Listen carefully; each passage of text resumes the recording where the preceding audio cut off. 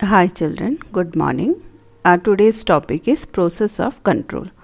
Control is an important tool of management. It consists of assuring that the results of operations conform as closely as possible to the established goals and predetermined standards. So, the use of control should be done very carefully.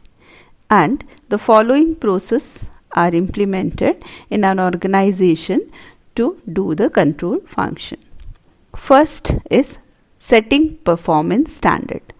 The first step in controlling process is setting up of performance standard. Standards are the criteria against which actual performance would be measured. Thus, standards serves as a benchmarks towards which an organization strives to work.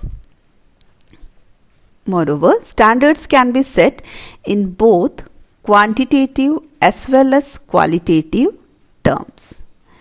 It is important that standards should be flexible enough to be modified whenever required.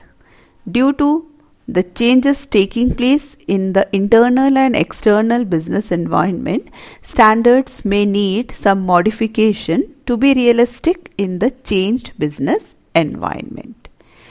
Next step after setting up the standard is measurement of actual performance. Once performance standards are set, the next step is measurement of actual performance. Performance should be measured in an objective and reliable manner. There are several techniques for measurement of performance. These includes personal observation, sample checking, performance report, etc. Next is third step, comparing actual performance with standard. This step involves comparison of actual performance with the standard. Such comparison will reveal the deviation between the actual and desired result. Comparison becomes easier when standards are set in quantitative terms. After comparing the actual performance with standard, the fourth step is analyzing the deviation. Some deviations in performance can be expected in all activities. It is therefore important to determine the acceptable range of deviation. Also, deviations in key areas of business need to be attended more urgently as compared to deviation in certain insignificant areas. And critical point control and management by exception should be used by a manager in this regard. Next, taking corrective action. The final step in the controlling process is taking corrective action. No corrective action is required when the deviations are within acceptable limits. However, when the deviation go beyond the acceptable range, especially in the important areas, it demands immediate managerial attention so that deviation do not occur again and standards are accomplished. Corrective action might involve training of employees if the production target could not be met. Similarly, if an important project is running behind schedule, corrective action might involve assigning of additional workers, equipment to the projects and permission for overtime work. So these are the 5 steps involved in the process of control. First, setting standard. Second, measuring the actual performance. Third, comparing actual with the standard. Fourth, analyzing the deviation. And fifth, taking corrective action. Now let's see what all are the essentials of good control system. There are some basic qualities which will make a control system effective, and these are simplicity. That means it should be clear, easy to understand and operate.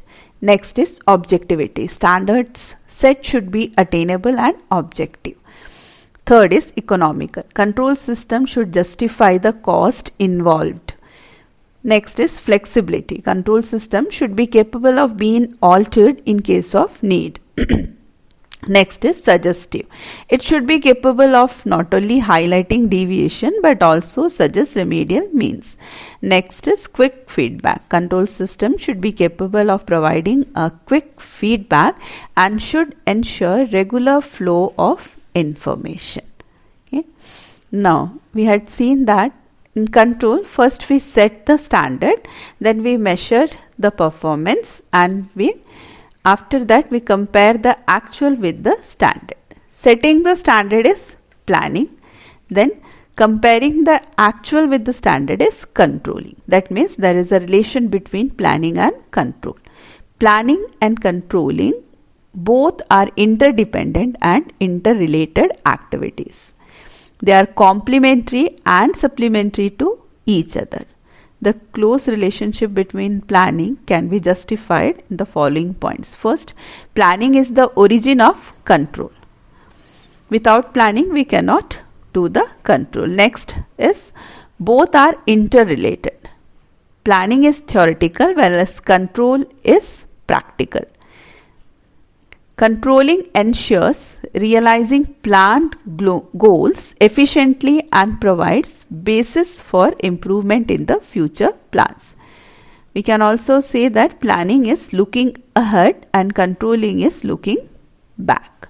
So there is a close relationship between planning and control. Both are interdependent and interrelated activity. Okay, thank you.